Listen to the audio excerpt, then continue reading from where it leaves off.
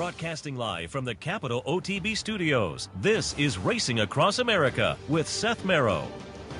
We'd like to thank Woodbine for their sponsorship of this program and some of the other programming and events here at Capital OTB. Woodbine open now through December, featuring great racing, including the King's Plate coming up in August, Turf Champions Day with the Woodbine Mile in September, and much, much more. Woodbine Racing, great racing north of the border.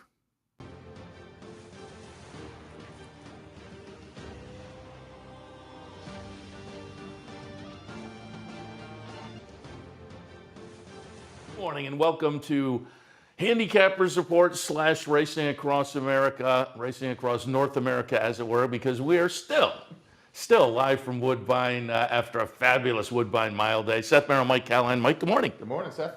It's Toronto day 2. Yeah, and again, we always love our trips up here to Woodbine. The hospitality is great. The racing yesterday was great. So far, so good. And let's reflect a little bit on the day yesterday. In the highlight, the Woodbine Mile, Mark Cassie runs 1-2 with kind of the other Cassie.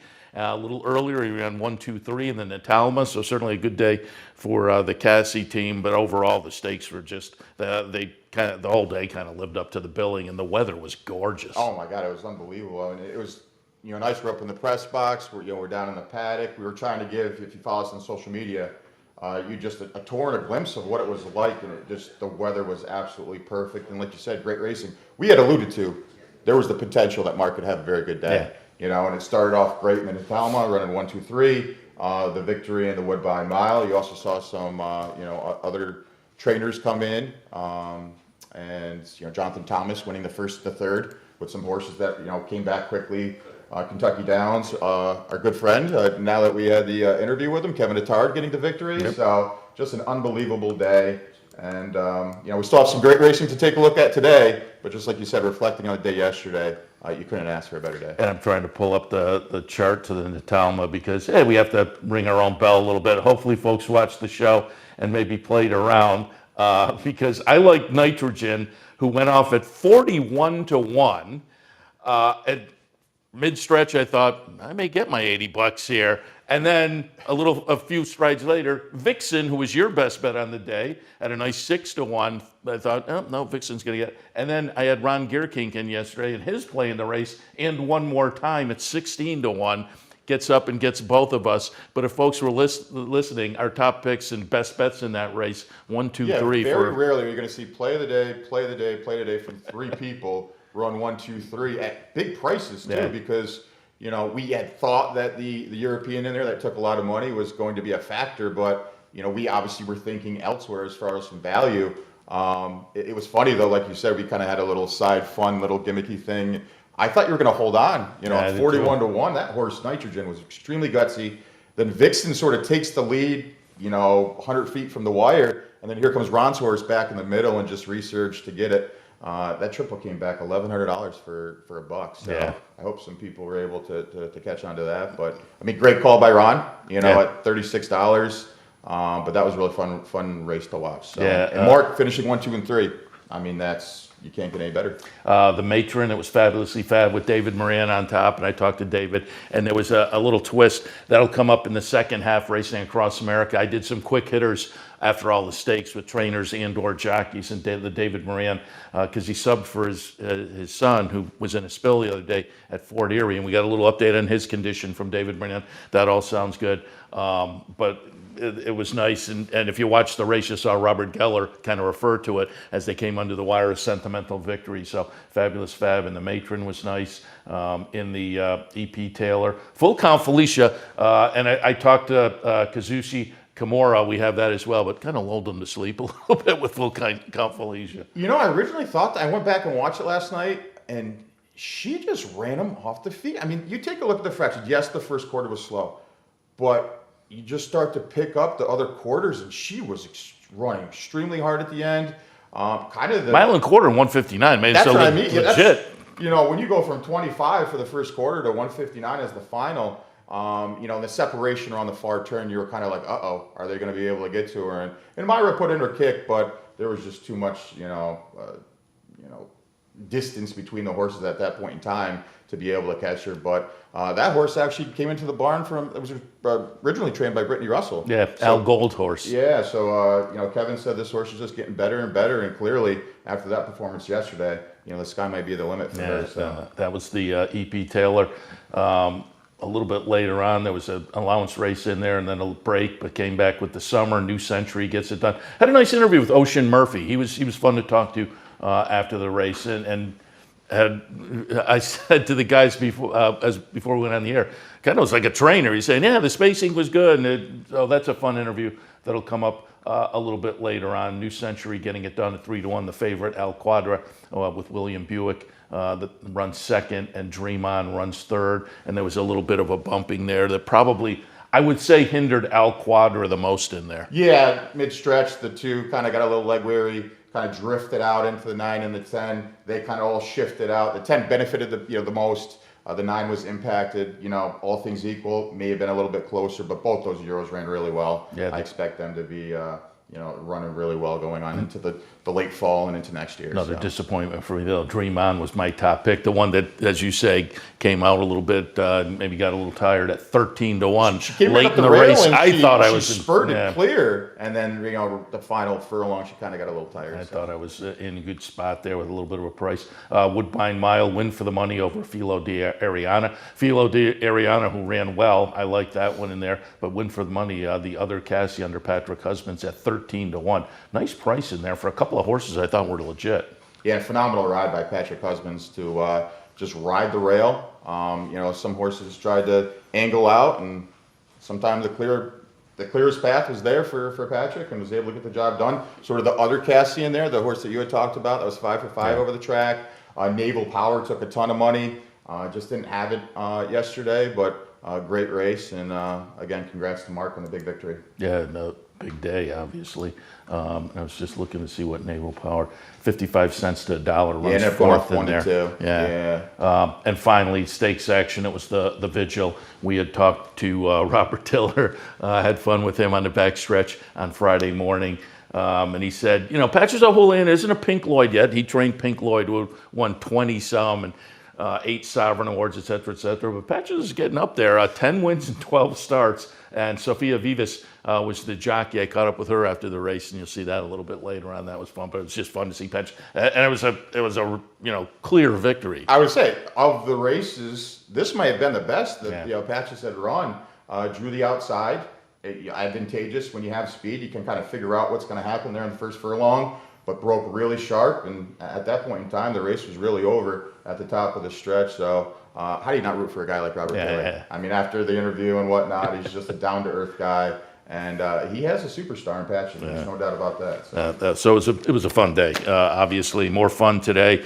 And again, coming up when we're up here, 8:30 to 10, so 45 minutes of us handicapping today's card. 9:15, we'll kick off Racing Across America. Our friend Klaus Ebner will join us from Woodbine. We'll get some of his thoughts on yesterday, maybe some thoughts on the action this afternoon as well. And also our friend Greg Peacock. It's always fun when we come up here. Greg is a presence up in the press box, does some of the clocking here in the mornings. But it's always fun to kind of hear the stories and spend the afternoon up in the press box with Greg and company. But he'll come in and give some of his thoughts on yesterday, and also some of his thoughts for this afternoon as well. And then, as I say, also the tape pieces. And in those tape pieces, I have some sights and sounds. We were out in the paddock and just the winner's circle area and some of the new facilities around here. Picked up some video there too, so you get some sights and sounds and quick hitters, post-race interviews with the connections. Don't forget today at the Clubhouse Racebook. Did you get an update? Hope everybody had a great time for an Appreciation Day yesterday. Yes, I called the fellas last night. I called Jack, the general manager down there, and he said it was great. Nice. He said big turnout. Good. We were able to give away a lot of stuff, and again, thank everybody so much for the great Saratoga that we had, and I hope everybody was down at the Clubhouse to celebrate. And Clubhouse today, don't forget, we're 3 weeks in now, football Sundays. If you want to watch all the racing action, that's all available, but on Sundays, all the football action as well. Put your name on a square, maybe win some prizes also. So football Sunday this afternoon, Clubhouse Racebook, 711 Central Avenue in Albany. All right, you ready to get into it? Yeah, let's dive in. All right, opener today on this Sunday afternoon card at Woodbine. It'll kick off at about 1:10. We're looking at maiden specials. These are 2-year-olds. They'll go 8.5 on the grass. Yeah, I did 2, 7, 8, and 5 in here. Mark, obviously with the big day yesterday, hoping he kicks it off here in the first with the 2 War Warrior. 4 career starts. The first one's pretty good over the synthetic down at Gulfstream. Did try the turf up here, but that was sprinting. Now stretching out to 1 mile and 1/16. The synthetic to turf angle, because the horse did race on the synthetic last time out, is pretty good for Mark. So I think on the stretch out, should be forwardly placed. There is going to be a horse to target in the 7, who's going to be my second choice. So hoping the 2 can get it done at 7-2. The 7, Accelerando. Career debut was very good. Showed speed that day. Finished 3rd behind Nitrogen, we had just talked about. So that should only flatter the 7. Expect this horse to take a lot of money in here. And for the second career start, could improve as well. And then the 8 in the 3rd spot, a first-time starter, or not first-time starter, a horse transferring into the barn for Kevin Attard, first time. Al Gold. Yeah, 19% move for Kevin Attard. And it just seems like any horse being transferred into his barn right now, you have to take a look. So 5-2 on the morning line. This is another player in here. Career debut was actually pretty good down at Saratoga, only beaten 3 lengths. So this horse could definitely improve. Going to get Lasix as well. 2, 7, 8, and 5. I'm right in the same boat. I just haven't flip-flopped a little bit. 2, 5, 8, and 7. War Warrior. First out stats for War of Will. And again, I always say this to folks. I realize this is not a first-time starter. But I think if you look at the sire first out stats, it gives win early potential. And on the win side, not so much. But the horses run well. So far this year, War of Will as a sire has had 38 first-time starters, only 2 winners, but 4 seconds, 9 thirds, so they all run well. And from the bottom side, maybe it bodes well. You get a few starts under the belt, and the siblings have done okay. There's a sibling called Blame Day that ran 2nd in the first 3 and won the 4th start, and another sibling called Convention, 7th in debut, then 9th, and then a win, a 2nd, and a win. So it seems like a little experience maybe pays off, so maybe this one will live up to the older siblings. War Warrior on top for me as well. Nigon's Law. Constitution, we all know, very good first outsider so far this year, 80 firsters, 10 wins, 3 seconds, 11 thirds, nice numbers. This one didn't quite live up to that in debut, but look, the first out looks like a race that'll produce the kind of experience to provide a foundation to move forward from. I put Hammerhead in the 3rd spot, that Al Gold runner who debuted down at Saratoga and now in the 2nd career start comes up here and goes into the Attard barn off again, a foundation kind of a looking race in the debut to build on. So in the opener for me, 2, 5, 8, and 7. Race number 2 is a starter allowance. They're going to go 1.5 miles on the inner turf. And I had a tough time trying to figure out between the 2 and the 6. I'm not sure if you have anybody else in the mix, but ultimately decided the 2 here, but what was your thoughts? I'm right there, 2, 6, 1, and 3. I put Meyer on top. Favorites Journeyman, probably legitimately so, but I thought off the last start at this level for Marty Drexler, Meyer may be in a good spot to switch up the result last time. I said, and I don't remember which race I said it on yesterday and whether it worked out. I say, a lot of times we try to switch things up and it just plays out the same way in the next race as well. But I'm thinking off a little bit of an early season layoff until later in the summer, Meyer may benefit from that last start and might switch things up with Journeyman. But again, off the last effort, the win over Meyer, Journeyman's probably the deserved favorite. And then in the 3rd spot for me, Pride of Distinction, another Marty Drexler runner. Interesting on the move up the claiming ladder, but I kind of like that off the seasonal debut, which wasn't necessarily sparkling, but I think it was a good debut to maybe build some fitness. And again, I like that they confidently move up. So for me, 2, 6, 1, and 3. Yeah, I'm right with you. I was going back and forth, and the deciding factor was, the 6, 1.3 to 1.5 miles, hasn't gone the distance yet. Clearly is going to be the speed in here. I think the 5 is the X factor in here. So I had a 2, 6, 5, and 1. But the 5 is the horse that could apply some, pace and try to go after the 6 in this spot. If that's the case, it may soften up for the 2 Meyer. If not, the 6 could just do like a full count Felicia on this 1.5 miles. A lot of times, whoever's on the lead is able to kind of dictate the situation and then still have enough, run at the end to take them wire to wire. But for me, Meyer on top, the 6 in the 2nd spot, and then Greystone's interesting. If you want to try to find an alternative, I mentioned being the X factor. This horse will be close. So if he's able to kind of, get past the 6 and hold off Meyer, who, if people are looking at Meyer, would say kind of has a little bit of a second-itis, 12 seconds and 36 career lifetime starts. So we'll see how it plays out, but I had 2, 6, 5, and 1. Very good. And I always see, you talk about being on the front end at 1.5 miles. I say it a lot. You think the longer they go, the more you want to have a closer, and it's counterintuitive. If these horses can get out and float along on the front end, they're hard to reel in. Yeah, these long distance races usually just become jocks races. Like yesterday, with Full Count Felicia, Merrow just kind of said, "Hey, come and get me," and it happens a lot with these long races. Yeah. And, we'll see how this race plays out. As I say, it's counterintuitive, but that's the way it can play out. All right, stakes action in race number 3. The Victorian Queen, $100,000 up for grabs for the 2-year-old fillies, going 7 on the grass. Yeah, if you're playing multis, this is probably the potential single or most likely single for a lot of people in here, and that's Super Supreme. I had a 4, 7, 1, and 5.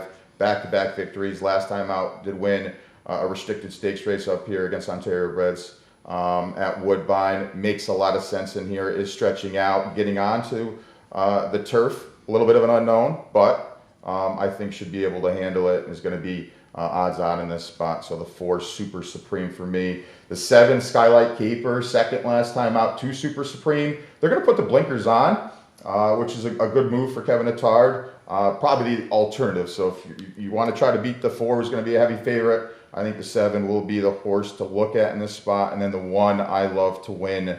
Last time out, did face both horses they had talked about, but the career debut was solid, going 5.5. So I don't think the 7 should be a concern getting onto the turf for the first time. Again, if you're trying to take a look at, maybe some of these horses don't fire on the turf like they did on the synthetic, I think the 1 is the horse as the alternative as well. So 4, 7, 1, and 5. Once again, I'm right with you. 4, 7, 1, and 2. Super Supreme with super spelled with an O. You would think it'd be a live oak horse for Mark Cassie, but no, it's his other client, Gary Barber and Company, but by Super Speedy with the O. That was a live oak horse, so hence the name. But this one is a sibling to Paramount Prince that won the 2003 King's Plate. So has seemed to have lived up to that so far, breaking the maiden in start number 2 after a good debut effort, then won a stake in the 3rd start. So again, already has the stakes winning experience and the breeding to live up to that. So Super Supreme on top. Skylight Caper in the 2nd spot. Yeah, the maiden breaker was pretty good. Tried Stakes Company last time and ran a good 2nd to Super Supreme. So seems logical, lightly raced. There's probably still some blue sky above. And I love to win in the 3rd spot. Debut effort was pretty good. And it's tough to come off a debut win and step into Stakes Company, but ran 3rd behind the top 2. So we'll see if they do the same thing in here, running 1, 2, 3. I have them that way, 4, 7, 1, and 2. We'll take a look at race number 4. It's the 2-year-old maiden special weight. Going to go 7 furlongs in here. And how'd you see it? 2, 7, 1, and 3. I'm going to put He's Not Joking on top. 7-5 favorite for Josie Carroll off a near miss in debut by Practical Joke. Good win early type sire.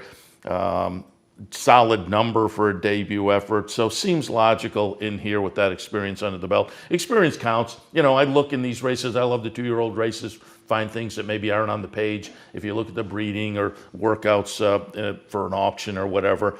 But this one with the experience, I think, is solid enough to tilt in that direction. 2nd spot, Mr. Monoclonal, going out for Mark Cassie off a debut effort that wasn't much to write home about necessarily.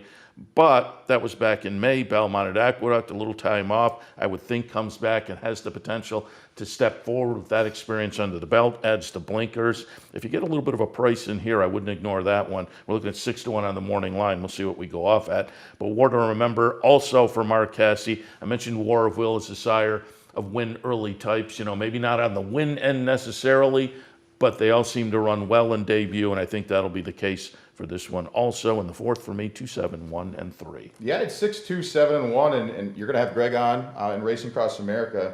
He had mentioned this horse, so I won't steal his thunder in this spot. Well, he said this horse has been training tremendously. I'm a believer.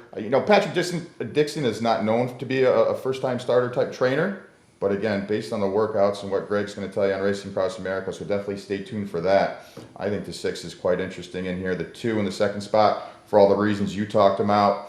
Finished 2nd in the career debut. The 3rd place finisher in that race came back to break the maiden next time out, so that should only flatter the 2. And then the 7 in the 3rd spot, Mr. Monaco. Another one that, raced fourth in the career debut back in May that you had talked about. But if you take a look at the horses that this horse faced, Soon to Be King, second in the funny side, the second place finisher that day, fourth in the Skidmore. So there was some quality in that field. The blinker's going to go on, and again, at the price you're going to get, I think is a horse to use in here. So 6, 2, 7, and 1. All right, we'll take one more before we take our break. That'll be the fifth race this afternoon. Maiden specials. These are fillies and mares, 3-year-olds and up, going a mile on the grass. 9, 8, 3, and 2. I'll use the 9 at 10 to 1 in this spot. Career debut didn't run really well, but that was back in December. If you take a look at the quality field, because I like to take a look at these races where if you had a career start, what did that field end up doing? The winner that day ended up running 5th in the Woodbine Oaks, so that should flatter the 9 in this spot. The second place finisher in the career debut for the 9 has 3 victories this year. So I think that was a really strong race. The blinker's going to go on for Josie Carroll, 25% angle there.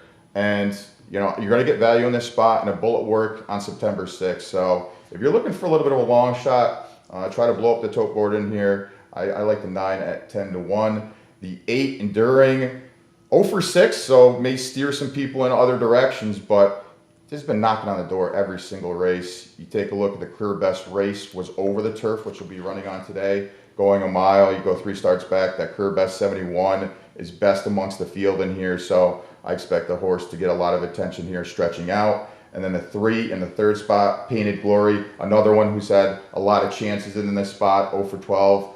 4 lifetime seconds, including back-to-back in the last 2. This horse is pace dependent, so if the pace is hot, I think the 3 is the horse as the closer. 9, 8, 3, and 2 for me in the 5th. I'm 8, 5, 3, and 2. I did put Enduring on top, but you hit on it.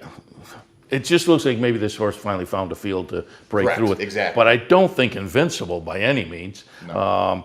And so you know, you're doing horizontals or whatever. I think you have to play around, but it looks like Enduring may be sitting on a field that can break through with, but not by much. It's by a hair. Lemon Sweets in the second spot comes in. It'll be the 4th start this season. And again, on the numbers, this horse fits with this bunch. It's a kind of a modest group in here. And Painted Glory in the 3rd spot. Yeah, 12 starts, hasn't gotten it done, but 4 seconds, including the last 2. So seems to be coming in good form and makes sense again in this bunch. For me, 8, 5, 3, and 2. We'll send it to a break. When we come back, we'll complete our look at Woodbine for this Sunday afternoon card coming up. And then in a few minutes later, we'll kick into Racing Across America for Sunday with some more Woodbine discussion coming up and a little preview and review. So stay tuned. Be back in a couple.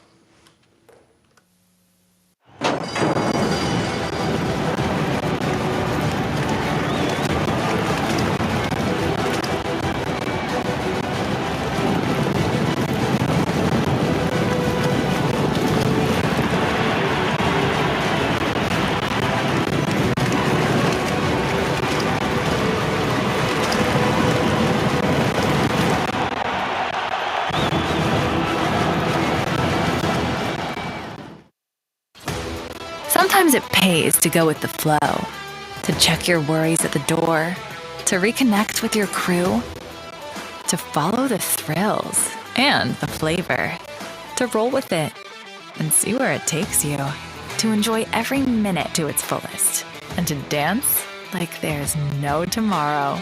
You can do that here at Rivers Casino and Resorts Schenectady, where the good times flow. Birdstone is an outside front. They're coming down to the finish. Can Smarty Jones hold on? Here comes Birdstone. Birdstone surges past. Birdstone wins the Belmont Stakes.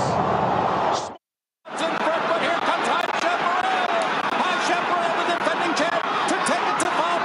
These two arch rivals head to head with Joe Hart bearing down on them. It's going to be a 3-horse photo finish in the turn. Here's the wire. Photo finish.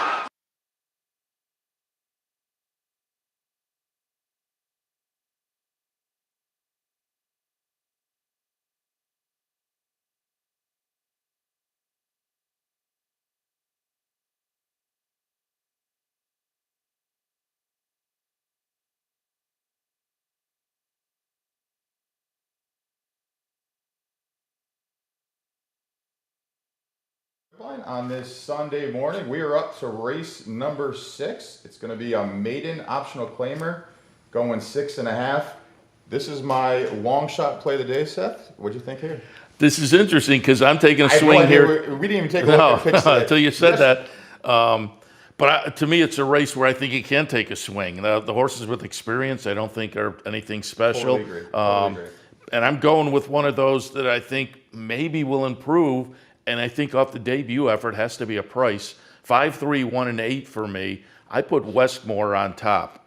Westmore did not do a whole lot in debut for Citatard, but went off at 5-2 in a 9-horse field. So took some action in debut, and there's a little bit of breeding here. One of the siblings, One Bay Hemingway, third, second, first, first to start the career. So in 7 starts to begin the career, 3 wins, 3 seconds, and a third. So I thought there was some win early there. Another sibling called Red Fiction that won its career debut. So there was some win early breeding, and you have to look at that. The horse took some action. Now, didn't do much, but you would have to hope figured it out, or at least got enough experience to hopefully move forward from. So I'm going to roll the dice there on number 5, Westmore. Conacher in the second spot. Similar scenario. The debut effort for Kevin Attard wasn't a whole lot. Was behind Cairo Caper, another next out winner as well. I could see this one benefiting. It was back in early July. So again, these are the kind I talk about often. Get a start or two, show a little something, then get a little bit of a break. They can come back and improve. It wouldn't shock me if that's the case here. Also, you're seeing a first-time gelding symbol and Regal Guest in the third spot for Mark Casse in debut. Workouts seem okay. I would think this horse has the potential to be well met. 5, 3, 1, and 8. Yeah, I couldn't fall in love with the favorites in here. And similarly to you, I was looking for a long shot. So I like the 7 at 20-1. Let's see if this horse can put in a good effort today. Career debut was back in August. Ran a decent 6 that day, but it's who this horse ended up facing. So Ride for the Purse, we're going to talk about a little bit later on, is in one of the stakes. Ended up winning that race. The second place finisher out of that race was My Boy Bruce. My Boy Bruce just broke the maiden 6 days ago. And then the last place finisher was in that My Boy Bruce race when he won 6 days ago. Came back to finish a good third. So the fact that Captivating Name finished 6th that day, took money. The blinkers are going to go on for Michael Doyle. He's got 4 wins this meet. 2 of them are with blinkers going on. So I think there are some signs to point that this horse is going to be okay, and I'm hoping we're going to get 20-1. We'll see ultimately how it plays out, but he's going to be my top choice, and I'm hoping you're going to get a big price and he runs well in here. Captivating Name on top. The 3, Conacher, for all the reasons you had said. I liked Cairo Caper actually yesterday in the summer and ran pretty well. Ran a good 5th yesterday. Conacher faced that horse, ultimately finishing 6th in the career debut. Kokomo, who finished 2nd in that race, came back to win and break the maiden next time out. So there are signs that race was very good as well. So the 3 is an interesting horse, and then the 9, back-to-back thirds in the first career 2 starts. So is a horse to definitely consider in here. We'll be taking some money with the connections. See how it plays out. 7, 3, 9, and 1. More stakes action in race number 7. It's the Bull Page, $100,000 for the 2-year-old Colts and Geldings, going 7 on the grass. 5, 2, 3, and 1. We were talking yesterday up in the press box about the Wolf. You had Kevin Attard on. He had mentioned this horse briefly. Had the option of running yesterday or today. This is definitely the spot with more likely being able to win the race. 9-5 in the morning line. 1 last time out. Going to go 7 furlongs again. Is a horse that can rate just off of the speed, which is always ideal. I think it's going to be very tough to beat with a repeat of the last time out. The 2, Ride for the Purse, is the horse I just talked about. The race before. Won the career debut. Stormed down the lane. Was 10 lengths back. Was flying late to get up to win by a half a length. I think the stretch out is going to be perfect. Getting onto the turf for the first time out is a little bit of an unknown, but I don't think should shy some people away. At 6-1 is definitely a horse to use. And then the 3, Kyoka. Second last time out in a stakes race, but you go back to that maiden special win, was definitely a horse to use in the mix, especially buyers-wise. Completely fits in here. 5, 2, 3, and 1. 5, 6, 3, and 8 for me at DeWolf. they could have gone to grade 1 yesterday. They elect to go here where they'll be favored as opposed to being a longer price yesterday. But off the maiden breaker last time, looks to be a cozy fit in with this group this afternoon. Second spot, Unbridled Weather. I thought the second in the debut effort was pretty good, one to build on, and if we do build on that, I think this horse is right in the mix at potentially a price, because only the debut effort so far, and it was a second place finish, so still a maiden. So I think we'll get a little value there. And Kikoa for Catherine Day Phillips, tried Stakes Company last time, ran a good second. That was only the third career start. So moving forward, stakes experience already seems logical. In the seventh, 5, 6, 3, and 8. We are up to race number 8 in here. It's an allowance optional claimer. They're going to go a mile and a 16th on the inner turf. 8, 7, 1, and 5. I'm going to put Swinging Mandy on top. Mark Cassie trainee comes in very good and perhaps improving form. 3 starts back second, 2 starts back second. Last time a nice win. I would think in fairly similar company. It was an optional 40, but with the C condition. Optional 32 today with the C condition, but I'm thinking probably fairly similar. Has positional speed, has early speed, and I think will be the one that says catch me if you can, and that may be the game plan. Does stretch out a little bit today, but tried this mile and a 16th, 3 starts back with that second place finish, so I think it's going to be a solid fit in here and in good form. Devil's Bit in the second spot. Roger Atfield trainee, I think gets a little class relief that'll be beneficial. The races this horse runs, the number she throws fit nicely with this group at this level, and this is it in the third spot. Comes in off a nice win last time. I think Swinging Mandy will be the one on the front end, but I would think it's possible, given what we saw last time, this one will sit in a good it's kind of stalking spot to maybe make a move, the first move perhaps. But for me, in the 8th, 8, 7, 1, and 5. You had a 2, 8, 1, and 7. And like you said, the 8 we have on top is clearly the horse to fear on the front end. The 1, like you said, I was trying to figure out who's the X factor. Who's the horse that, if there is a horse that has speed, is supposed to be applying some sort of early pressure to a horse. And that's clearly going to be the 1. But the 2, for me on top, is a closer in here, finished third last time out, going 7, gets back onto the turf. The career best performance in North America was going a mile and 16th up here, getting 78 buyers. So if the pace is hot, I think the 2 is the horse you want to use at 6 to 1. The 8, for all the reasons you had talked about, Seth, clearly the horse to fear on the front end. And then the 1, 2 for 2 over the Woodbine surface up here. Last time out did win, and clearly is going to take some money from Martin Drexler. 2, 8, 1, and 7. All right, let's move on to race number 9 this afternoon. Optional claimer, C condition, 7 furlongs on the grass. 1, 2, 4, and 3. Border Town on top for Marty Drexler. Bullet workout off that race last time out against Patches O'Houlihan. Tried to show some speed that day. Obviously, Patches O'Houlihan's just been in tremendous form, so trying to tussle with him early may have dueled this horse into defeat. You take a look at 2 starts back, was able to get to the lead in here, and there's not an abundance of speed in here. You're going to have some speed from the 2 and the 6, but I think the 1 drawing the rail in here, advantageous. I'll use him on top. The 2, Twin Cities, horse that last time out was able to get the job done going 7 furlongs, same distance you're going to go today. Buyers wise, completely fits in here and is one to use as well. And then the 4, Old Chestnut. Last time out, kind of threw in a little bit of a clunker, getting some class relief in here off that grade 2 race last time out. You take a look at some races deeper in the body of this horse's PPs, is definitely a horse to use and should be coming from off the pace. 3 wins up here at Woodbine, 1, 2, 4, and 3.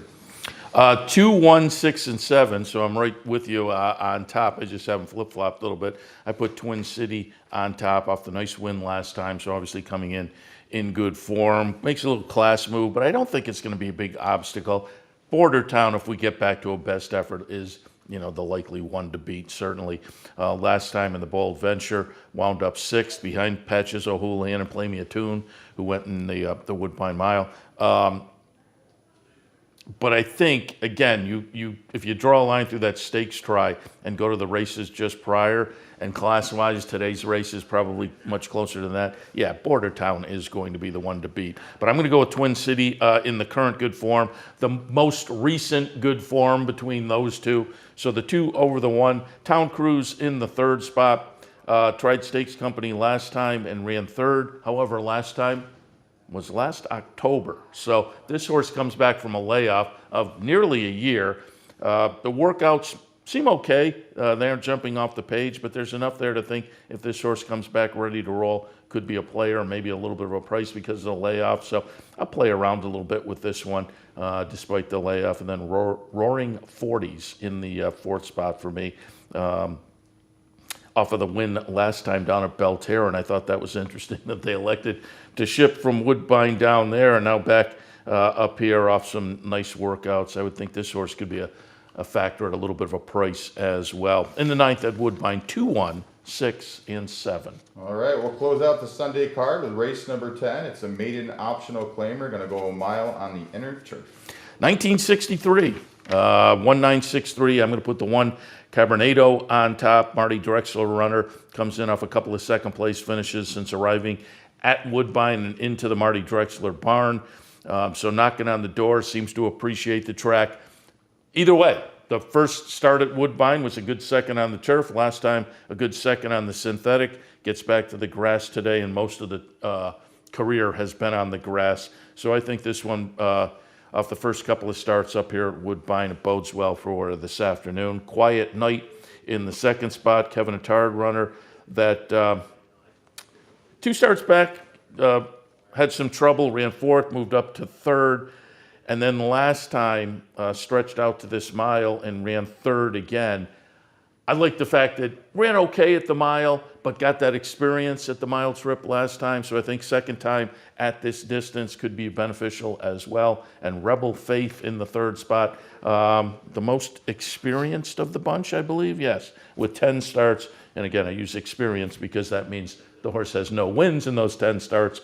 But I do think that the race this horse typically throws mixes it up with this bunch. In the finale, I have it 1, 9, 6, and 3. Yeah, if you're a buyer's guy, this race is quite confusing because almost everybody's run the same race over and over. So I had the same top 2, 9, 1, 7, and 3, just flip-flopped for all the reasons you had talked about. The 9's been knocking on the door for Kevin Attard. 4 career starts, in the money 3 of them. So would not be shocked to see this horse run and get the victory in the 5th career start. The 1 is a horse that is probably a little bit pace dependent. Last time out, and the last 2 has been runner-up finishes. So if there's some speed in here, expect the 1 to close. And then the 7, the blinkers going on. Again, in a race where it's tough to sort of, separate some of these horses. Try to look at some equipment changes, try to look at some things that would differentiate these horses in the spot. So I think the blinkers going on for Roger Atfield might be a good move for the 7 in the 3rd career start. So 9, 1, 7, and 3 for me in the finale.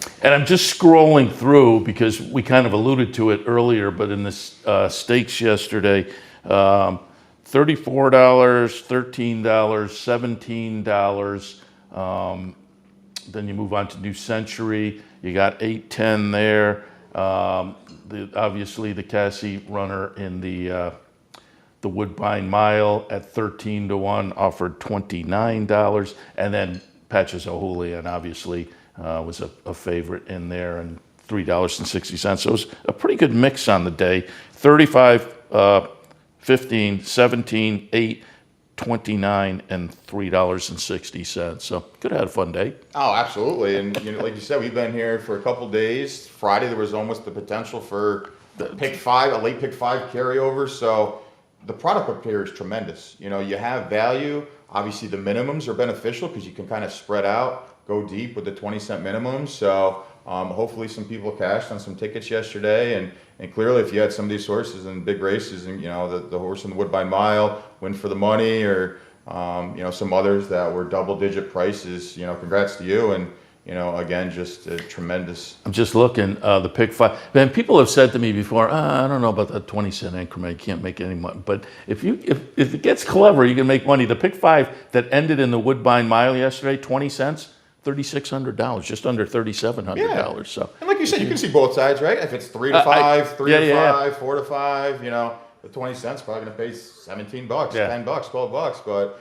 again, with patches, and you surround patches with, win for the money at $30, and then you have New Century at $8. But the beauty of the 20 cents is you can make a ticket and add in some of those prices a little bit, and kind of have a little bit of fun. Make the fun happen this afternoon. I'm going to come back in a few for Racing Across America, but we're wrapping it up. Great job up here, Mike. I appreciate it. And I won't be able to because you're going on to the show next, but I just want to thank, Woodbine myself, with Lindsay and Klaus and the whole Woodbine team and the guys up in TV right now and everybody that we met yesterday. Everybody is just tremendous up here. They give us the Class A treatment, and everybody's just so friendly. Yeah. Even if you don't know anybody, they will come up to you. Oh, where are you from? How you do? And we've heard of you guys or this or that. And even last night when we were done with the races, we could just all kind of collaborated at the end up in the media box yesterday and just kind of had decompressed and just, hey, how's life? How's things? And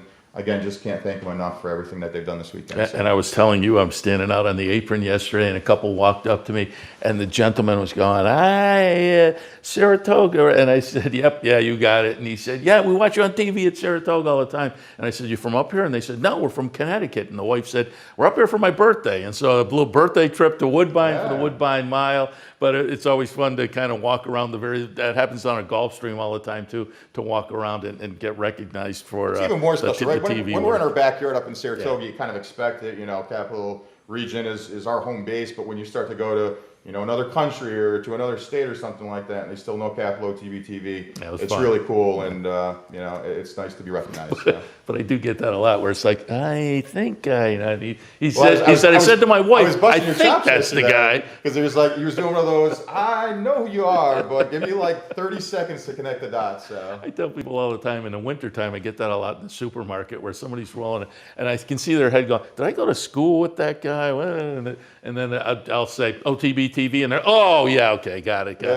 Well, even for me, my claim to fame, because obviously I'm not on TV as much as you guys or anybody else, is I went to Lowe's one time down in Schenectady, and I'm just buying stuff for the apartment and whatnot, and someone goes, "You're on OTB TV," and I'm like, man, if I had the money on me being recognized at Lowe's for being on OTB TV, it would just have been the best thing ever, and I would have made a fortune, but it was fun. It was cool. Yeah. And again, I reiterate that. I'll tell more at the bottom when I wrap my show, but everybody's been great up here. It's been fun. And as I say, Mike, great job. And we'll hope the picks do well this afternoon. We'll wrap it up for Handicapper support. We'll take a break. We'll come back racing across America again. Klaus Ebner will join us from Woodbine.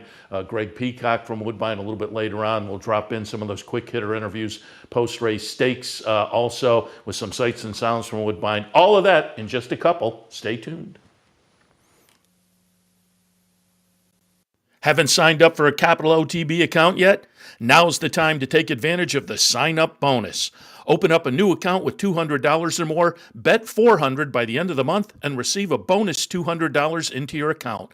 Plus, you can take advantage of everything an OTB account has to offer.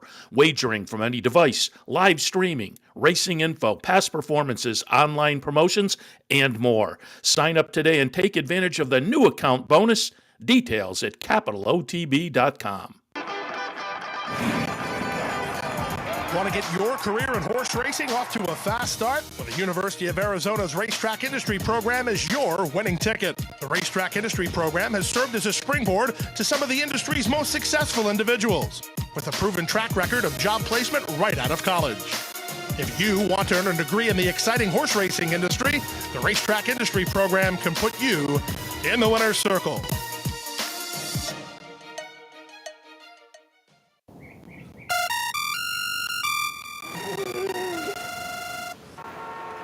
Come on.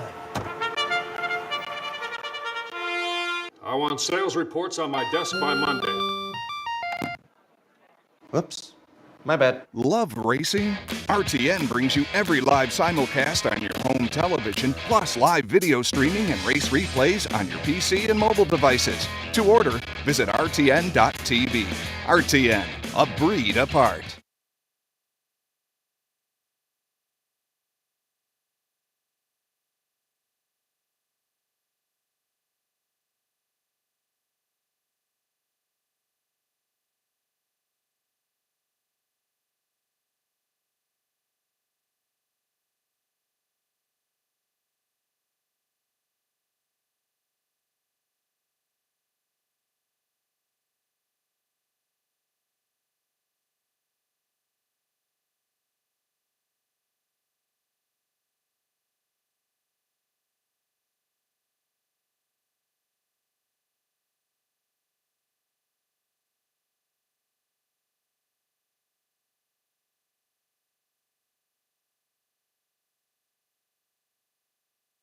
Welcome back as we shift from Handicappers Report to Racing Across America. But as Klaus told me yesterday, and you're absolutely right, when I'm in the studio, I touted as that as well. Racing Across North America, as we're up at Woodbine. It is our friend Klaus Ebner from Woodbine. Good morning. Morning, Seth. Happy to see you. We were talking when we first saw you up here yesterday. Did see you last year as you drove the golf cart by our TV setup at Saratoga with Keith, and so we gave you a little wave. But I told you next time you're in Saratoga, you got to let us know. We'll pull you onto the backstretch to talk a little Woodbine down there as well. I saw Ernie Perry this year. I said, Ernie, let me know if you're in town. So ran into Ron Geerkink there. So there was a big presence this year as well. But we saw you down there last year. But it's always great to be up here. Lots of hospitality. And I say to people all the time as we show Woodbine on our network, hop on the thruway, you go up, you take a right at Buffalo, and it's a lot of fun, particularly if you like turf racing. Yeah, certainly. It's 2 turf courses certainly help things out. And again, it's like you said, it's a short drive, about 5 hours or so. And if you like casino, the hotel's great. You're right on the racetrack. You get to wake up and wipe the sleep from your eyes and watch some horses working out. So why not? Yeah. No, the hotel is. That's exactly what I've done. I take a shower, plant the chair in front of the window, just kick back and watch some of the workouts in the morning as the hotel now overlooks the racetrack. And I partook of a little bit of the casino as well. So it's been a really fun weekend. Some of your thoughts yesterday. We talked a little bit about it earlier. I thought it was a great day of stakes action. There were some prices out there if you wanted to play around. Mike and Ron and I said to viewers, if you played our top picks in that Natalma, you wound up happy. Did any of us? No. But at 40-1, I thought Nitrogen ran very well for me. Vixen ran very well for Mike, and then Ron had his top pick in there. But I thought it was a fun day overall. Yeah, and again, I think the shocking thing more than anything else is just that Charlie Appleby left a little bit disappointed. Yeah. I know coming in, he was 8 for 10 here, winning Grade 1. So hey, you know what? I think we all know it. And whether it be the gambling side, the actual owning and training side, it's a humbling sport. Yeah. So yeah. Good day for you guys up here, though. So congratulations there. I think we were talking earlier, a record-breaking day as far as Woodbine Mile Day. And we had a really good handle, 13-3, nice. Which is a really good day for us. Obviously, we had a lot of people wagering on us, including obviously all the fine folks at Capital OTB. So yeah, a very, very good day for us. Yeah, Mike and I were talking beforehand. Our handle on Woodbine yesterday at Capital was very, very good. And hopefully that morning programming played into that, because it was certainly a fun day with some potential out there to make a little money and have some fun. Any thoughts overall? I mean, certainly Mark Cassidy had a very, you say Charlie Appleby, and that was certainly a story because the numbers coming in previously for him were very good. But Mark Cassidy yesterday, 1-2-3 in that Natalma. And then runs 1-2 in the Woodbine Mile. The David Moran story with Fabulous Fab, and again, we'll have some video of that coming up in a little bit later on. But there was, I always, if it's great racing, and for me, sitting up in the press box in Saratoga and whatnot, if there's good stories, that adds to the fun, and yesterday had it all. Yeah, it did. It was just a mix of emotions everywhere. Yeah. Obviously, Mark, as everyone knows, has a bit of a stranglehold up here in terms of his racing. But it's one thing to enter the horses; it's another thing the horses actually show up on the day, and they all show up yesterday. So, Mark had a fantastic day. I think for me, the one performance was Full Count Felicia. I think all of us watching the racing, I follow Japanese racing a lot, and there's a tearaway horse that used to run in Japan all the time that did the same thing.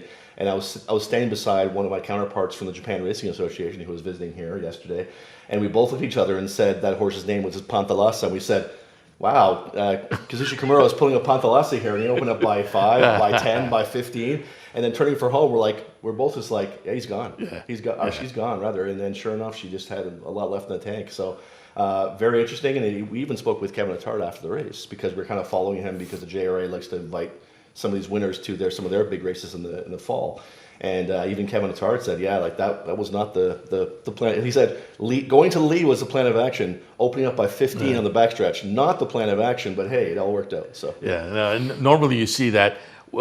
We talked about this earlier on the handicapping show. It's counterintuitive, but the longer they go, if you get out in the lead, if you're loping along, but we see it at Saratoga. You see it anywhere all the time. You open up by 10 or 15. Typically, you get to the top of the stretch, and all of a sudden, the crowd. But they were not coming to her late. That was, as you say, impressive. Also, while we have you here, want to catch up a little bit for folks who either haven't been up here at all or haven't been up here in a while, and we hadn't been here since the pandemic, so it was great to get back because we always love our trips up here. But there are some new areas. We had lunch the other day in the Stella Terrace. That's a great little spot for lunch, kind of a plush area just overlooking the track. But those seating areas, the covered seating areas right on the rail, those are very, very nice, and they're brand new, right? Brand new. We just launched that area during King's Plate. Obviously, the 1.0 didn't go very well for those fans in that area because it's a little wet. But outside of that, it's a fantastic area. Again, just allows you to, we have booths there as well you can rent out, or just sit at the bar and watch the racing go by. It's just, again, we have a lot of fantastic spots here at Woodbine, and it's really just trying to cater to the fans and the players as well, just to say, hey, listen, come out, bring your family, enjoy the day, and watch and bet on some racing. Yeah, and again, I've said it since we first came up here. Racing's great. If you like turf racing, it's great. And I remember the first time I came up here, I was up behind the grandstand seats, but I was inside, and I'm watching on a monitor, and on the main turf, of course, my horse took the lead. And I'm like, oh, this is great. As they turned for home, my horse took the lead. And I said, well, I'll just walk down the stairs here, and I can get outside. And I got outside and opened the door, and I looked, and I said, oh, okay. Because it is a long stretch. So if your horse takes the lead at the top of the stretch, you're not guaranteed at that point. You have to adjust a little bit. Unless you're full count, Felicia. Unless you're full, yeah, exactly. I think on big days like this, it's probably for jocks that maybe have never ridden here before. It's probably an eye-opening experience for them too. Yeah. It's very much like Belmont. So when jocks are first at Belmont, the old Belmont, again, let's hope it's the same way when it comes back. But at the end of the day, a lot of jockeys, they say make their move too early on the turn. And I'm sure it's the same way here at Woodbine. And they're like, okay, this is where I typically make my move towards the quarter pole, but they turn for home like, oh, still a ways to go. It's fun though, and again, highly recommended. Stop up. Talked about standing with the Japanese representatives. You're headed back over. You've been over for some Japanese racing before. You're heading to some of the breeding farms. You were telling me. Talk a little bit about Japanese racing. I would love to go over to Australia. That would be my first foreign trip, I think. I'd love to see the Melbourne Cup. But Japanese racing's intriguing, too. And they have some of those big days, as you say, where they'll bring over the international runners also. Yeah, and I think the big thing is, so we host the North American pools for the JRA. So players that are playing on the Japanese racing, we only have the 24 Grade 1 days that we show here in North America. So I think for me, the main reason I actually, we obviously host it, and I provide my picks for those days, but the main reason I actually enjoy following those races is that now there's so many chances to watch horses that have Breeders' Cup implications before they come from Breeders' Cup. So you kind of have a rough idea in terms of, okay, who's who in the zoo, if you will, in Japan. And then speaking to my counterpart from the JRA, he said that it could be up to upwards of 13 or 14 Japanese horses enter the Breeders' Cup this year. So that's a huge contingent. We obviously know, based on their exploits in the previous years.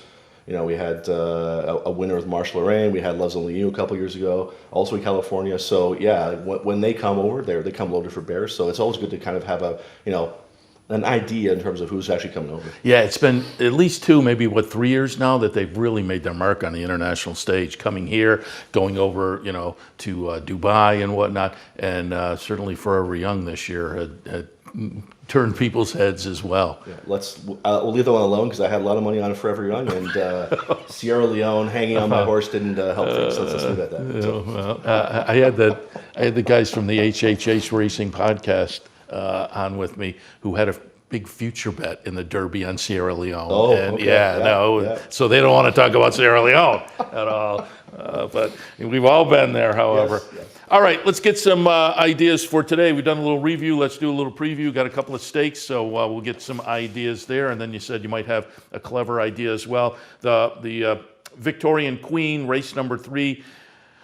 2-year-old fillies on the turf at 7. I went with the sibling to Paramount Prince, Super Supreme, and it looks like Skylight Caper may be the alternative. If you're looking for real alternatives, I Love to Win or Isla, are intriguing as well. What did you see in the Victorian Queen? I agree. It's obviously goes through Super Supreme, but the one for me that kind of just intrigues me more and more as I look at the race is really this Ella Is. So for me, just seeing that last start coming off the turf shows to me intent. So that's the Mark, I assume, had the intent of this one being on the grass all along, wanted to get this horse on the turf, couldn't get this horse on the turf. that was again right around the time frame where we had kind of the bad storms going through. So that's why you can see that the race went off the turf that day. So for me, the fact that the horse won after that really, obviously we'll call it really disappointing effort, finishing 7th, beating 11th and a half lengths that day. The breeding is there, being by podimetry out of a silent name Merrow. So, and being by Cassie, who obviously is red hot right now. So, hey, you know what? A lot of times at Woodbine, we always say, bet the other Cassie. And in this case here, I may be looking a lot at the other Cassie, understanding that, yeah, Super Supreme is going to be pretty tough in here. The other is also interesting. Yesterday it was the other. The other. Yeah, every once in a while. The race. Down at Saratoga this year, I know a lot of people are going with the other Chad Brown. That was a big angle down there this year. So you always, with the train, I always say the trainer knows what he has. So he knows how good the good horse is, quote unquote, and that he enters the other one is always intriguing. So the other is definitely an angle to take an extra look at. The other stake today, the Bull Page, race number 7. These are the 2-year-old boys on the grass at 7 furlongs.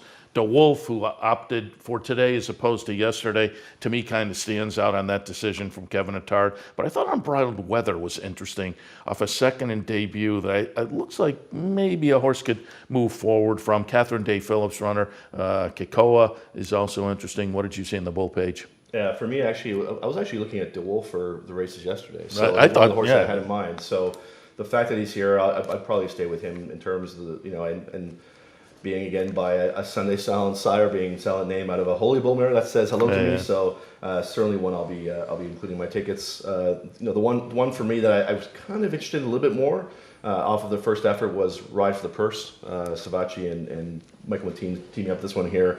He has really good stats in terms of first time turfs.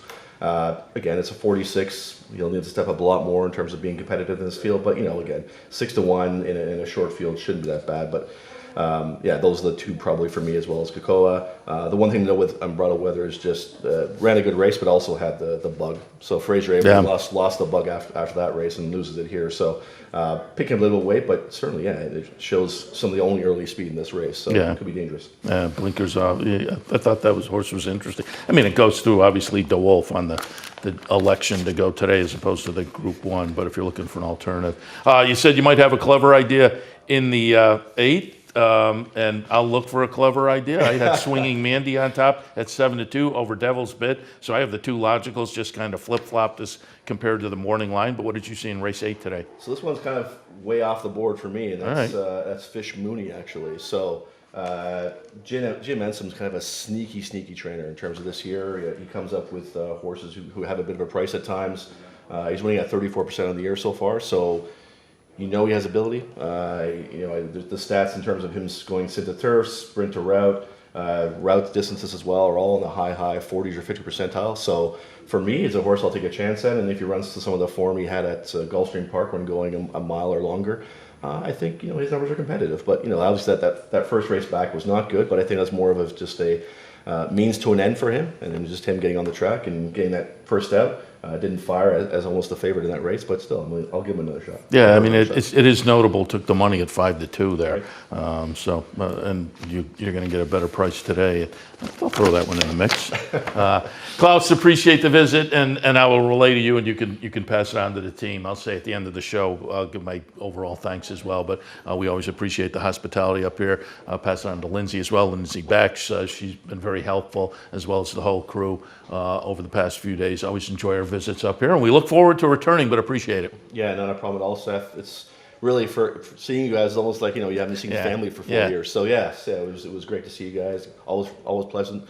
And anything we can do to help you guys out and have some more fans from Albany and the upstate New York area come to Woodbine, we'll happy to help. I keep touting it. Now you stay in that beautiful hotel and overlook the track, and it is like family because we were over rooting for the family horse at Saratoga Harness a few years ago, and we were talking earlier. You still have a few of the harness horses. Nobody at Saratoga recently, but that was fun to go over and watch your horse that one summer a few years ago. But appreciate the visit. I will send it to one of the tape pieces now. I broke them up into the first 3 stakes races, post-race interviews, and then a little bit later on we'll show next. But the Natalma, again, Mark Cassie's going to run 1, 2, 3. Talked with Catherine Sullivan, Mark's assistant. If you remember, I had Mark on with me up at Saratoga about 2 weeks ago, And I said to Mark, we're going to be up at Woodbine for Woodbine. And he already knew he was going to have a number of runners. He said, I'm going to be at Keeneland.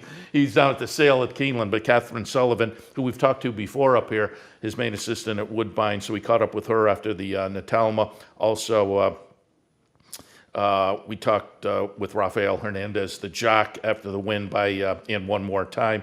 Matron, Fabulously Fab. I'll alert you, right after the race, I talked to David Moran. And I just said, how'd the trip go? And he explained. And then I got the full story.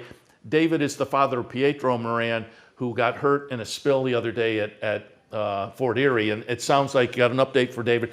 Because a couple races later, once I heard the story, I went back and said, fill me in a little more.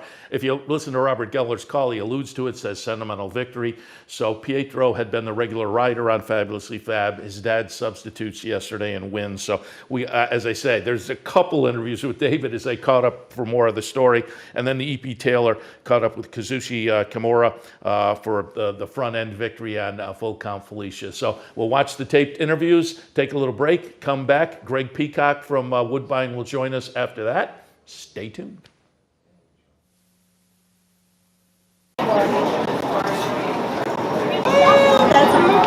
That's what they're looking at. She is a fantastic.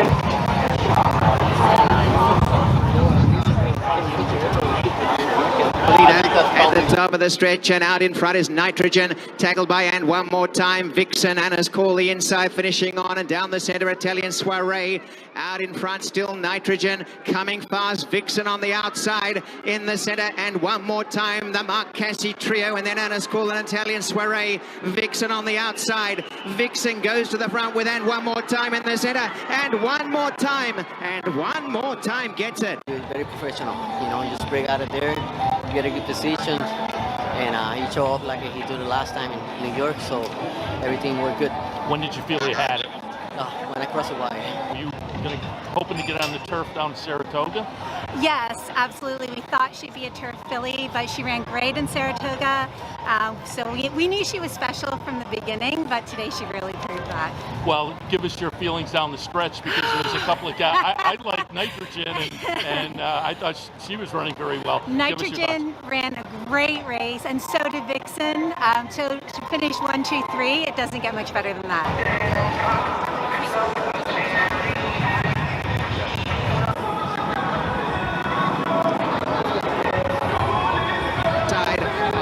Fashionably Fab sees daylight and is emerging, and David Moran swoops and has grabbed the lead on Fashionably Fab and raced away. Coming home well as Elysian Field into second, and the danger Elysian Field, Fashionably Fab riding for dear life. David Moran and the Ontario matron, and how sentimental and important this win. Fashionably Fab is first, second Elysian Field, third Blueberry Fields, and fourth Solo Album.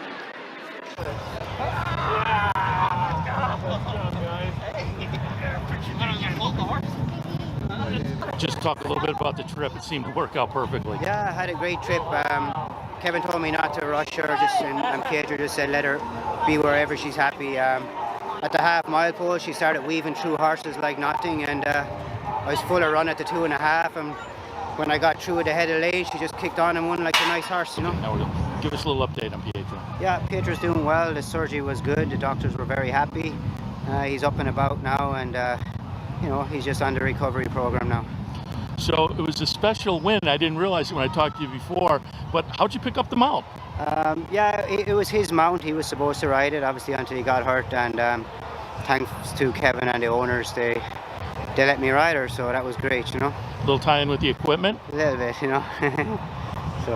Wearing his helmet? Yes, yeah. No, I just did that for him, just to make him feel good, Talk a little bit about this season, and is it fun? Is it competitive with your son out here who's doing very well? Oh, it's been great. A lot of fun. A lot of competition in the household. It gives me a new life riding against him, and to see him doing so well. Like he's an amazing young rider and a good person, and I think he has a bright future. Down in the Saratoga area, we watch Woodbine a lot. We appreciate you and your son. Pass on our best to him. Lovely. Thanks very much. Thank you. But they race it late, actually. They don't race it in December? No, thanks. And they Nice swing inside the 5/16 and Full Count Felicia marching away from them still. Out by about 12 lengths to Moira. Fevrova on the inside, and now we'll see what's left in the tank for Full Count Felicia as the stablemate Moira, and in the center Fevrova trying to make up the ground. There's 7 behind. Full Count Felicia still in front. A furlong to run in the E.P. Taylor Stakes. Have they left it too late? It looks like it. Full Count Felicia well ahead for Kazushi Kimura by 5 lengths. And how magnificent was Full Count Felicia? Never in doubt. And Full Count Felicia wins the E.P. Taylor by almost 4 lengths to Moira. I'm assuming the game plan was probably just the way it played out, try to take them all the way around. I mean, like same as last time, get the lead and just being comfortable and they get to wire. It was a little bit aggressive, but just try to be comfortable for her, and it seems like it worked out. Were you confident throughout the trip?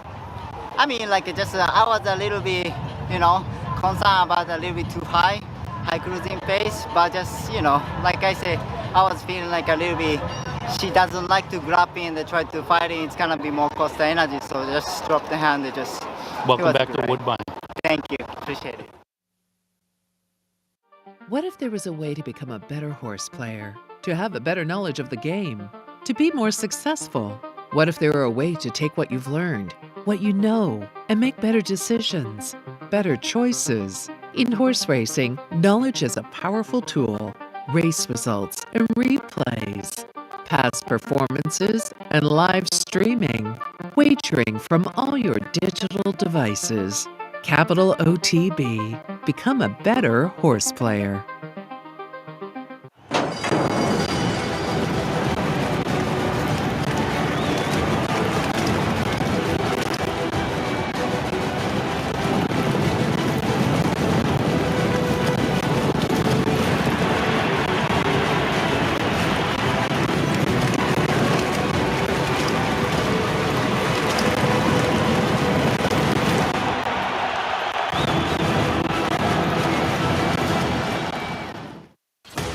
Sometimes it pays to go with the flow, to check your worries at the door, to reconnect with your crew, to follow the thrills and the flavor, to roll with it and see where it takes you, to enjoy every minute to its fullest, and to dance like there's no tomorrow.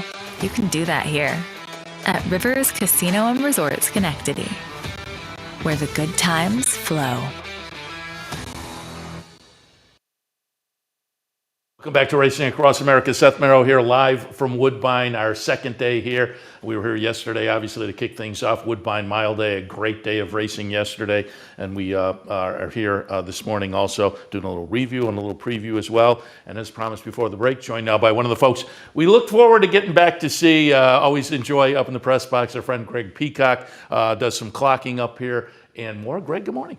Well, thanks, Seth. Great to be on with you. Happy to have you on. And your friends, I know, with our friend Keith McCalmont. We were talking about Keith, who used to be based up here at Woodbine. Now he's a NYRA guy. But I had Keith on. He said, like a week later, he said, I was your worst guest ever. I had him on the day before the King's Plate, and I had him handicap the King's Plate card, and then I had him handicap a couple of races at Saratoga that afternoon. Both of the Saratoga horses scratched, and they canceled the King's Plate card. I said, no, you were not that was not on you. He's bad luck to a good hunting dog. I'm going to tell him that too. But it was certainly fun to have him on, and it's fun to be up here. Yeah, we were sorry to lose him up here. He's a class act. Yeah, I totally agree. And again, when you sat down, I said, happy to have you in here this morning, and given it's a Sunday morning, Yeah, well, it's Sunday morning. I'm here. I'm happy to give the sermon from the pulpit of the Clocker's booth. So let's rock. I like that. Give us some thoughts on yesterday. I think it was a good day of racing. I talked earlier about prices in the stakes races, 35, 15, 17, 8, 10, 29, $3.60. So they were all over the place. But I thought there was some fun races, fun performances, and the opportunity to make a little money. Well, yeah. Well, as a handicapper, what I look for is I look for patterns, and I really think all the big four races were all on the E.P. Taylor turf course, and I think that was a speed-oriented track. So what I'm going to be looking for down the road is horses that come back. Now, you know, that it remains to be seen, and I don't like to bet remains to be seen. I like to bet seen. So if I see a few horses that come back from those races who were closers come back and run well, then it enforces that theory. But you know, as far as it goes, I think Moira's going to go to the Breeders' Cup. I think she is going to have a good effort at Del Mar. She's a big filly. So the problem at Del Mar might be that, you know, you get those tight turns that, and she gets in a little, you know, in a little tight spot. She's a big horse, and she may not be able to work out a trip. But I think she's the one. You know, she couldn't chase down that runaway speed horse yesterday, but I think she'll come back and run well. Full count Felicia for Al Gold. Kevin Attard picking up some Al Gold horses, picking up some Rapoli horses too. He had expansive win the other day. We were talking with Kevin. We're going to talk about one in the first race today, as a matter of fact. Excellent. We're going to do a little handicapping, but Cassie 1, 2, 3, and then Talma. Runs 1-2 in the Woodbine Mile. He had a great summer down at Saratoga too, so it was a big day for Mark Cassie. But it capped it off. I said nice storylines and whatnot. Mentioned the David Moran story, and yet folks got to see a little bit talking to David after the races when we had the taped piece. But it was also fun to see Patches O'Houlihan, 10 for 12 now. Yeah, he's a monster. Bob Tiller strikes again. He's had, you know, he had Pink Lloyd and then Pink Lloyd, and then he's got this one here. So him and Frank DiGiulio have teamed up and had two horses that are basically once in a lifetime horses. Man, I mean, I gotta start drinking the bathwater at his house because he's doing something right. Yeah, the two life. Come on, leave a lifetime horse for somebody else. Come on, two once in a lifetime horses. Come on. Quit being so greedy. All right, let's get some ideas for this afternoon. You said you had a clever couple of ideas in some of the maiden events. The opener today, maiden specials, vying for $110,000. They're going to go a mile and a 16th on the grass. I went with War Warrior for Mark Cassie. 4 starts so far, hasn't gotten it done, but I thought there was a little win early breeding there. I'm tilting in that direction. Where'd you go? Yeah, well, the thing of it is as a clocker, I think we have an edge in the young races, in the maiden races, period. Yeah. But more so in the 2-year-old races. This Hammerhead horse, first time Lasix, I watched the trip that the horse had at Saratoga. Not exactly sterling. You know, he was sucked back to last, circled the field, and then just hung a bit at the end. Accelerando comes out of the maiden race where Nitrogen was second. Nitrogen came back and ran a good third yesterday and into Talma. Yeah. So you got some reference points there. But the horse I like for a bit of a goofy long shot is Ashley's Archer, the 1 horse. And it's Patrick Husbands. It worked on 8th of August. It worked with No Time, who just destroyed a field here yesterday. So I'm thinking that's another good frame of reference. So to me, those 3 are okay. You know, you can play around the superfecta, throw your horse in, the other Cassie horse.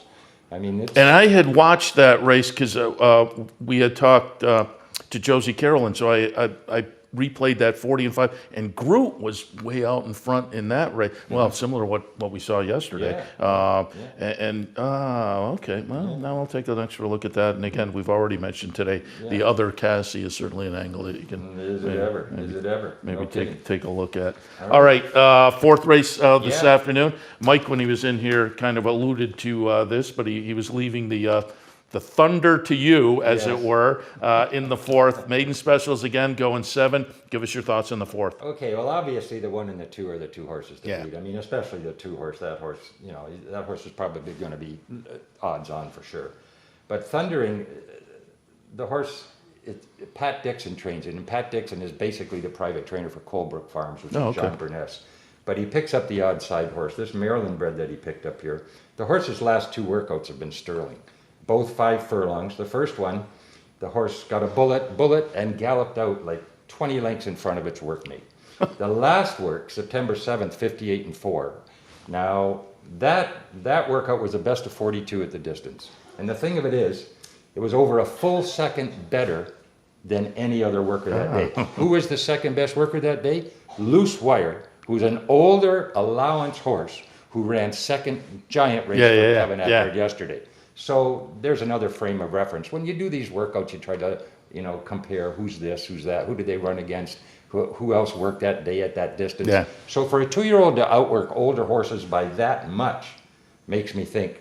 Now, you know, the caveat is And besides that, Rafi Hernandez got up and worked the horse that morning. So he doesn't usually ride for that barn at all. So I guess his agent heard about the horse, the word got out, and he tried to get him on. He's on it, and he's riding it today. The caveat is, did the horse go too darn fast? That's only a week ago. It's a 2-year-old. Let's hope that the horse didn't leave its race on the training track. But Rafi's pretty sharp. Like, he's not going to empty out the horse when he knows they're pointing for a race 7 days later. And up in Saratoga, we have on weekly, they alternate the Daily Racing Form workout guys, because we talk about the workout report. Mike Welch and Dave Grenner will come sit with us. And I say to those guys all the time, and you just kind of alluded to it, and as a clocker, you're well aware. It's not just how they work. You can look, and you can see the time, you can see the bullet, but it's important. Who did they work with? How did the work look? That is all. And so when you can hear from a clocker and get some insight on that, I think you're getting some extra information that is absolutely important. Yeah, for sure. You can put it into a better context. And like a lot of people, you don't see the gallop out times. You don't see a lot of things up there. Unless, Saturdays and Sundays when we work, we're really busy. So we're not, it's harder to pick up on things like that, the gallop out time and stuff like that. But on a day when there's not that much going on, you can really concentrate and pick up some nice information to use as a betting tool. All right, so in the fourth, number 6, Thundering. Going to look at that one. We'll keep our fingers crossed on the 7 to 2. And I got an interesting tidbit. Okay. This Friday at Presqu'île, 2 impressive Woodbine horses are running on they have their championship day this Friday. And there's 2 going in the Presqu'île debutante race. One of them is Miss Socrates, who broke its maiden here for Steve Cherkop. This horse is special. Like, he's going down there. It's only an $80,000 race. And he got IRAD to ride it. Oh. And in the same race, Foxtastic, who is Josie Carroll, in the same race, and has Kazushi going down there to ride that this coming Friday. I think it's the... Is it Masters? Did they run the Masters today? Yeah, that day. So that would bring the jocks in. That's about the 3rd or 4th or 5th race there. I'm not sure. So what were the names again? We have Miss Socrates and Foxtastic. They're in the same race. They're in the filly race. Coming up down a Presqu'île. Yeah. So and today at Belmont. At Aqueduct. Your guys gave out a great, you're talking about Mike Welsh and them. There's a horse they really like today. Race 8 today, number 2, Java Buzz, for Rudy Rodriguez. All right. Jose Lascano. That's a horse that's got some fantastic workout comments. All right. So us clockers, we all Trade information. And our friend Sam Pendolino was up in the box yesterday, who used to work at Buffalo Raceway, and I texted him back and forth with him occasionally, and occasionally he'll convey something you've conveyed to him, and I always appreciate that. A little inside info never hurts. Spread the wealth. I mean, clockers, the thing of it is if anybody didn't know my name, they'd think walking around the racetrack my name was, who do you like? If the aliens came down, that guy, his name's got to be, who do you like? You walk through. I kind of hide up in the press box all the time when I really like one. No, I'm just kidding. I don't mind telling people. I like to spread the word. Yeah, we appreciate the visit this morning and the ideas, not just here, a little Presqu'île, a little down in New York as well. Yeah. And again, Greg, it's great to get back up here and see you. It's been since the pandemic, so it's been a while, but it's always fun to come up here at Woodbine and up in the press box. We were talking before we went on the air. It's a great group up there, Ron Gear-King from the Racing Forum, and I've met the Equibase guys and whatnot, and Elisa came up yesterday, the handicapper here and whatnot, and it's always fun up there. Yeah. You're a big part of it. We appreciate it. We got a great crew. Yeah, and it's fun. We're always welcome. We're happy to be back in the mix now, and we will be back sooner rather than later, but appreciate the visit this morning. You're quite welcome anytime. All right, we'll take another break. I'll come back and kind of wrap things up. We'll also take a look at the second tape piece. Stay tuned. What if there was a way to become a better horse player, to have a better knowledge of the game, to be more successful? What if there were a way to take what you've learned, what you know, and make better decisions, better choices? In horse racing, knowledge is a powerful tool. Race results and replays, past performances and live streaming, wagering from all your digital devices. Capital OTB. Become a better horse player.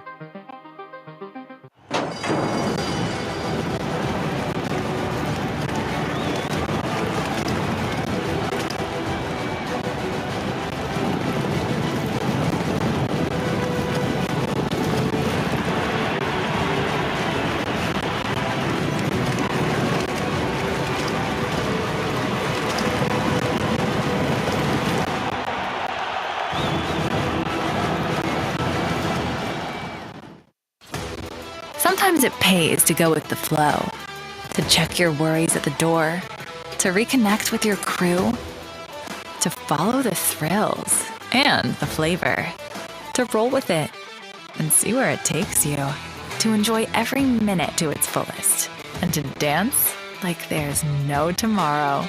You can do that here at Rivers Casino and Resort Schenectady, where the good times flow.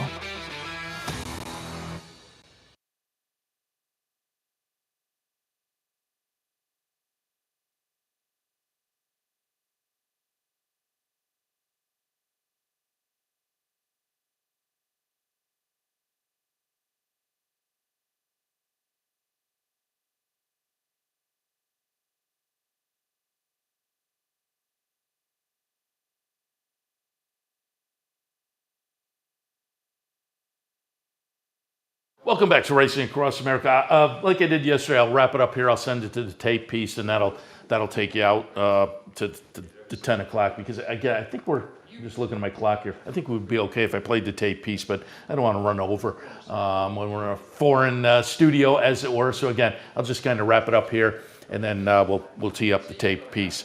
But as I wrap it up here, once again, I do want to thank everybody here at Woodbine because, again, we haven't been since the pandemic, but I continue to tell everybody that watches us in that Albany, Saratoga area, come up. It's fun. The hospitality, as you heard from Mike, and I've said it plenty, they're great up here, nice people, not just the people at Woodbine, but the fans and whatnot. It's a fun day, or two if you want to come up here. Now you can reserve the hotel and maybe overlook the track. That's a lot of fun. But again, you hop on the thruway, you get to Buffalo, cross the border, take the right turn, 45 minutes or an hour, you're up at Woodbine.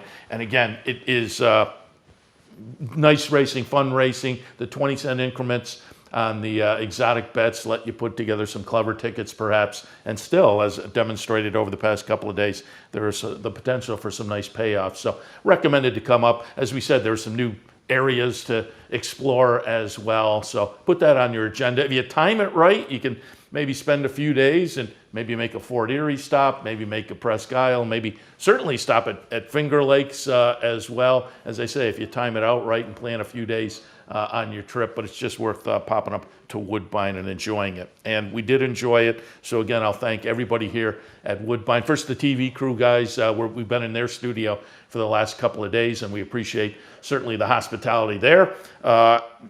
Klaus Ebner, who was in earlier. Klaus is run around with us for the past couple of days. Lindsay Bax, the first couple of days as well. She was kind of helping us out and coordinating things. Everybody, again, up in the press box. It was a lot of fun to be up there with some of the Woodbine folks and Ron from the DRF and more. So, again, it's been a great time up here. I want to thank also, Ron was in yesterday, so thanks to Ron for stopping by and popping by as a guest. Thanks to Klaus and Greg for today. Again, thanks to the TV crew and everybody involved there here. But I also want to thank my TV crew. Dino Cantonacci has been here with us on the TV side of things at Woodbine down in the studio. Dan Hayes and Anthony Probst. So thanks to them. Mike Callahan, who marketing department. And Mike hasn't been on a trip for a while. He's more clubhouse actually now than even marketing. But it was great to have Mike come up and get a trip out and do some handicapping, and just been fun bouncing around with Mike and Dino over the past couple of days up here. Shannon Donovan, who filled in down at the clubhouse since Mike was up here. Shannon was kind of, and Jack also, obviously, down at the clubhouse. Great job yesterday on the Fan Appreciation Day. And don't forget, Football Sunday today at the Race Book. So you can watch all the racing action and all the football action today as well. Clubhouse Racebook, 711 Central Avenue in Albany. So I think I got all my thank yous out of the way. And again, really appreciate the hospitality up at Woodbine. Enjoyed our visit. Glad to be back after that little hiatus after COVID. But hopefully we're now back in the rotation to get back more often, sooner rather than later, as it were. We'll see you back in the studio on Wednesday for OTB Live in the afternoon. But of course, as we wrap up here, Still playing great racing this afternoon, including that nice Woodbine card. Hopefully we gave you some good ideas, and Greg gave you some ideas coming up this week at Presque Isle and today also down in New York. So I hope you have a little fun this afternoon as well here on the network or at your local branch or the Clubhouse Racebook. All right, I'll send it in. As I wrap it up, I'll send it out by teeing you up for the tape piece. Again, our earlier tape piece covered the first 3 stakes on the card yesterday, the Natalma, the Matron, and the EP Taylor. We'll go over the last 3 stakes from yesterday here. The Summer, it was won by New Century. Ocean Murphy was the rider. Interesting guy. It was fun to, almost trainer speak. He gives a nice little post-race interview. I'd never talked to him before, but that was interesting after the win by New Century in the Summer. Mark Casse goes 1-2 in the Woodbine Mile, and as I said earlier, Mark's down at Keeneland's this week at the sales, as he told us he would be at Saratoga a couple weeks ago. But his assistant up here at Woodbine, Catherine Sullivan, we saw her earlier talking about the 1-2-3 finish in the Natalma, but she also gives a little brief thought on the win, the 1-2 finish in the Woodbine Mile, win for the money at 13-1 over Filo D'Ariano, who at 6-1 I thought offered some value there and was my top pick, and another top pick that just couldn't quite hold on. But we get Catherine Sullivan commenting on the Woodbine Mile. And then Patches O'Houlihan for trainer Robert Tiller runs the record to 10 for 12. Just amazing. But Sophia Vivas was on board. Again, never had talked to her before either. And so it was fun to get her for a few minutes just to talk about riding Patches to the victory in the vigil, the closing stake yesterday. And it was also interesting. I was just chatting with her after we got done, talking about being in Saratoga, etc. And she said, "Oh, you guys are broadcast from Saratoga every day." I said, "Yeah." She said, "We probably run into each other. You probably saw me up there." Because she said going back a couple or whatever years ago, she was riding in the morning for Mark Casse at Saratoga. So she's very familiar with the area, and I told her if she gets down at some point, we'd love to have her on in the morning in future seasons at Saratoga, but it was fun to catch up with her yesterday as well. So that's all coming up. As we wrap it up, I'll send it out to that, and then we'll just head into the later programming. So this will be my last segment here as we close out from a fun Saturday and Sunday weekend here at Woodbine. Again, thanks to everybody here at Woodbine for the hospitality. Thanks to you for tuning in. Have a great afternoon of racing. And again, back in the studio Wednesday afternoon for OTB Live. We'll see you then.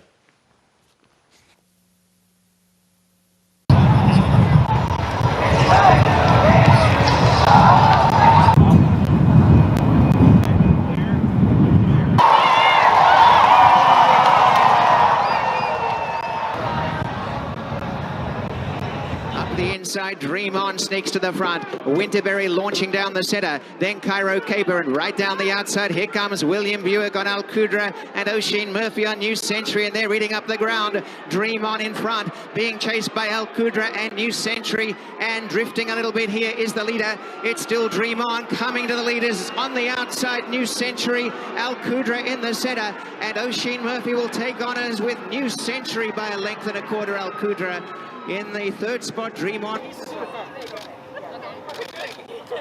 hold it right there. Hold on. Whoa.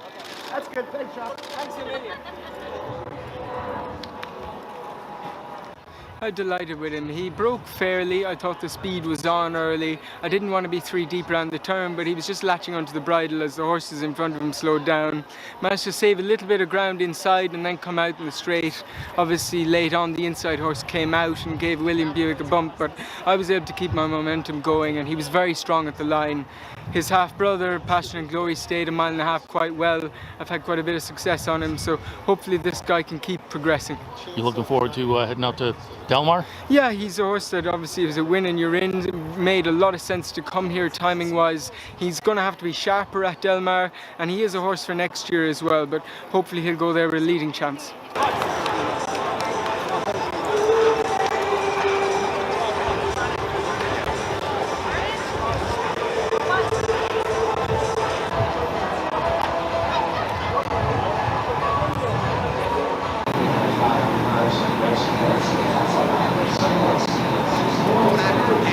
race for the judges. Fila de Ariana, Naval Power, presented with a real run up the inside and win for the money. They're coming, and down the outside, Niagara Skyline. Big Rock is starting to finish well from absolute last, right down the outside.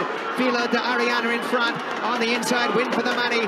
Kicking on is Naval Power, and here comes Big Rock right down the outside. Win for the money's gone to the front. Down the outside, Big Rock, and win for the money. Goes on to win the Rogers Woodbine Mile by 2 lengths. Thank you. And give me your impressions of the race. Oh, wow, amazing race. So happy with them. Philo ran a great race, such a super horse, and Patrick just rode a great race. It was an amazing finish to be 1-2. How long has he been here since Kentucky? Not that long, yeah, just a few weeks. Were you getting some sense that he was taken to the... Yeah, we were pretty confident in him. We thought he might surprise a few people. And certainly did. Congratulations. He did. Thank you so much.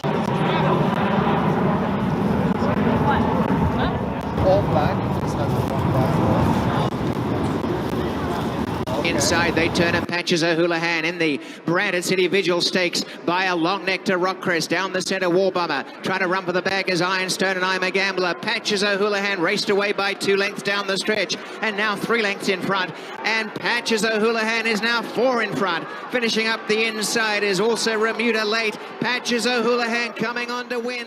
And that is win number 10 for Patches O'Houlihan.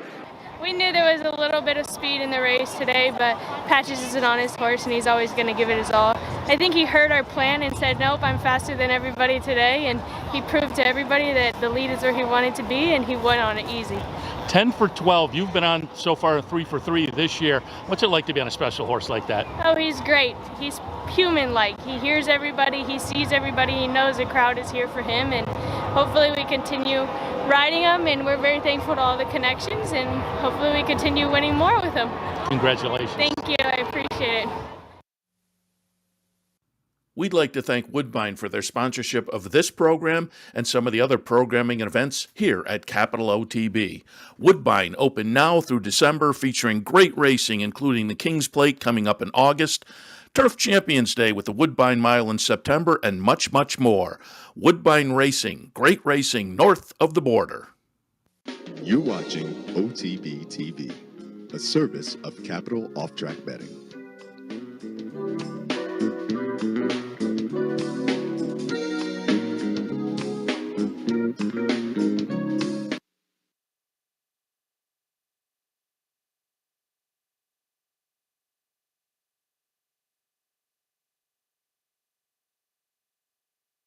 Overlooking the city.